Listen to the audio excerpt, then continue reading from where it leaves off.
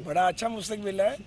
परवेज़ इलाही साहब को भी मुबारक और इमरान खान साहब को भी एक जैसे इकट्ठे हो गए हैं एक जगह पे। और पीटीआई वालों को मुबारक हो। क्या कहते थे, साफ चली शफाफ चली। और परवेज़ इलाही साहब को जो बुरे बुरे लक़ब देते थे वो इमरान खान साहब ही देते थे। मैं तो वो वर्ड भी उनके बारे में यूज़ नहीं करना चाहता। तो जिनको वो गालियाँ देते हैं, ज़रूरत पड़ने पे उनको सीने से भी लगाते हैं, सर के ऊपर भी बिठाते हैं। ज़रूरत के तहत वो किसी को भी कुछ भी बना सकते हैं। तो अब मुस्तकबिल जो है वो पीटीआई का और उसके नौजवानों का वो परवेज़ इलाही साहब के साहबजादे महसूस होते हैं। तो अच्छी बात है, हमें मुबारकबाद देनी चाहिए पीटीआई को। मेरा तो व्यू पॉइंट बिल्कुल डिफरेंट है।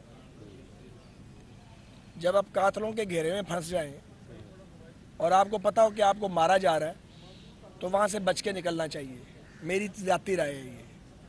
उनकी बीमारी भी एक रियलिटी है नवाज शरीफ साहब की। वो शदीद बीमार थे और उनको इमरान खान की हुकूमत ने बाहर जाने दिया था क्योंकि वो उनको ख़तरा हो गया था कि ये कहीं गले ना पड़ जाए सारा कुछ। खुशी से बाहर नहीं उनको भेजा था। तो वो उनकी किस्मत अच्छी थी कि वो बच गए, उनकी जान बच गई। मुशर्रफ दौर में भी उनके साथ यही कुछ हुआ था। तो बड़ी लंबी जेल काट के गए। इस भगोड़े की तरह तो नहीं जो बैठा हुआ है और ज़मान पार से बाहर नहीं निकलता और अदालत तरले मिन्नतें कर रही है कि जनाब आए ज़मानत करा लें। ये भी एक अजीब तमाशा है कि शाहिद खाकान अब्बासी 20 पेशियाँ भुगत चुका है। एक पेशी पे कल ट्रैफिक में फंस गए, चंद मिनट की डिले हो गई, उनकी तो नाकाबिले ज़मानत वारंट जारी।